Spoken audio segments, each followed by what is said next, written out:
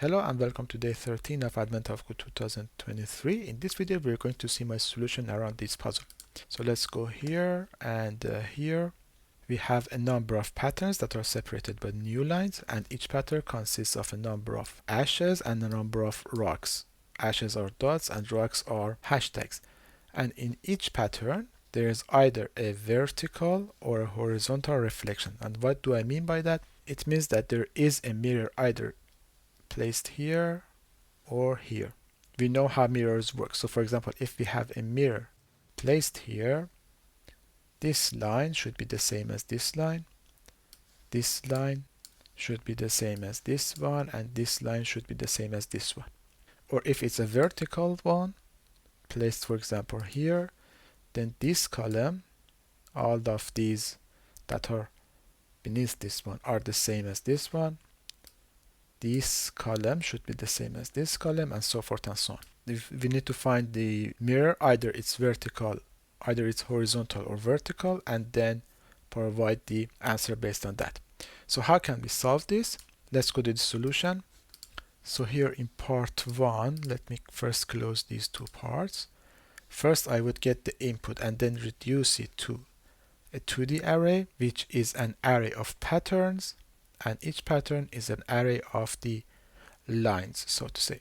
And then for each of the patterns or sections, we just find the reflection horizontally and vertically and then add them together. So how does this work? First, let's go to the vertical reflection. For the vertical reflection, we go from the row 0 to the last row, and we don't need to check the last row. We go to one before that because we need to check the one before that against the last one. We suppose that this reflection is a true reflection, which means that this row is where the mirror is located. Then we check the row that we are against the row after that. So if, for example, row is 3 here, the T would be 3 and the B would be 4, which means that we are checking row 3 against row 4. This row, for example, against this row. Now if these two rows are not the same, which means there is not reflection, which means that this row totally is wrong, and then we break out of the while loop and go to the next on the for loop.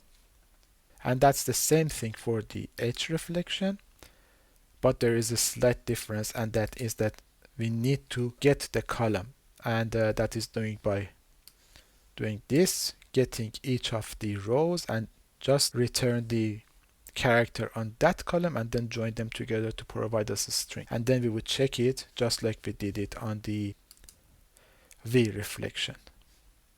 So this part, left call and row call, these are the same thing. And in the end, the only difference is that if we found a vertical reflection, we need to multiply it by 100 as instructed down here. And for part 2, there is a change here, and that is that there is a smudge in the pattern. So for example, in this pattern that we have here, exactly one of the characters is not what it says. So for example, in this pattern, this is not a rock, it should be a ash. So we need to find that one and then find the mirror again and provide the same answer in the end. So there is a small change here, and that is for each of the lines that we are checking for the mirror, we also check for the number of the differences that we find.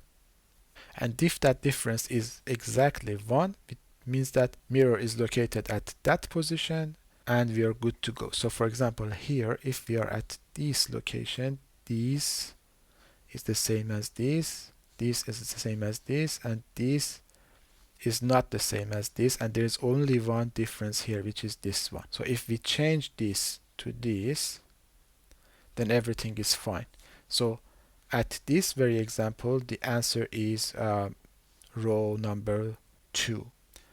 So let's go to part 2. The only difference that we have, this part is the same, reading and computing is the same. Reflection part, instead of saying that is it valid or not, we would find the number of anomalies that are in that reflection. And if that anomaly is exactly 1, which means that the reflection is correct and we need to just change one of the either ashes or rocks to the other one.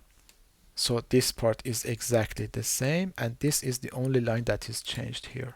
So exactly here we have the valid is false here, but here we just add to the number of the differences that is found on that line, either vertical or horizontal, and that is just done here. So we would check the left and the right part and return the number of differences. As if that number of differences is exactly 1, then we are good to go. We find the reflection point, and it's just the same here for the horizontal and vertical. So yeah, that's it about the puzzle for day 13. I hope you have enjoyed the video. The code is as always in my GitHub channel. If you want to go and check or provide a comment or something, it would be much appreciated. Otherwise, please don't forget to subscribe to my channel. It would help me a lot. And see you in the next video.